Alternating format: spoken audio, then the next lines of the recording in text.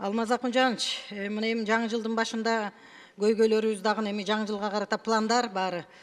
Мыногу Баткен облусундагы чек ара делимитация, демаркация иштери бүтүп калды деген жакшы маалыматты угуп атабыз. Кудай буюрса, ошол чек ара маселеси чечилсе, бир топ маселелер, социалдык маселелер өзүнөн өзү чечиле турган учур келип турат да. Мен былдыркы жылы да көтөрдүм эле. Мыногу бизде Лейлек районунун ошол Жаңжыр айыл өкмөтүндө 4 айылыбыз газдаштырууга дайын да. Бир кезде газ кире турган болуп, газ трубалары тартылып, айылдарга, 2 айылга газ кирип, кадимкидей газ берилип калган учурлар болгон. Жаштык, Достук, Арка, Борбордук айылына газ трубалары дайын турат. Бирок бүгүнкү күнү ошол газ трубаларды кимдир бирөөлөр алып койду, документтештирип алды деген маалыматтар чыкканынан улам мен былдыркы жылы дагы ошол Кабминге кат жазып, ушуну териштиргиле. Ал мамлекеттики, элдики деп туруп ошол газ трубаларды сатпаш керек деп маселе көтөрдүм эле. Кайрадан ушуну көтөрүп атамын да сизге. Бул чек ара чечилсе чечиле турган маселе. Газдаштыруу маселесин дагы мен мына кече эле бир жума болду, Кабминге да кат жаздым.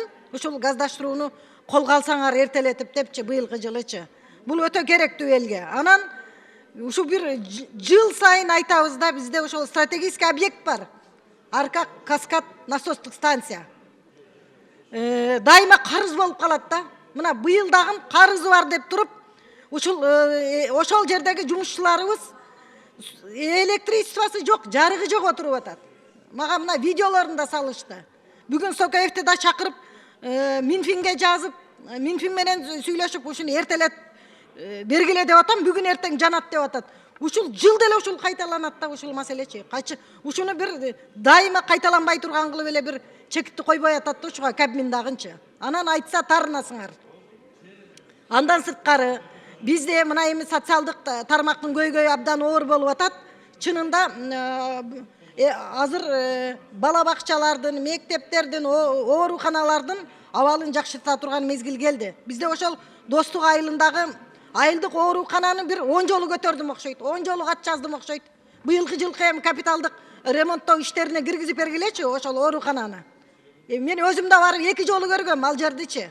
Ушуну бир киргизип бербесеңер болбойт маселе кылып. Анан Достук айылындагы бала бакчага ошол Кыргыз нефтиден 5 миллион алып берип, иш бүтпөй калган, турат ремонту. Ошого да быйыл капиталдык салымдар беренесине киргиздирип, ушул маселени колго алып, тиги бала бакчаны бүтүрүп элге берели, ошол жерге аркадан барып, берки тиги нефтинин жарандары, кызматкерлеринин балдары барып, ошол жерден мындай талим тарбия билим алат эле да. Ушуну дагы бир күн тартибинде карап койсоңор.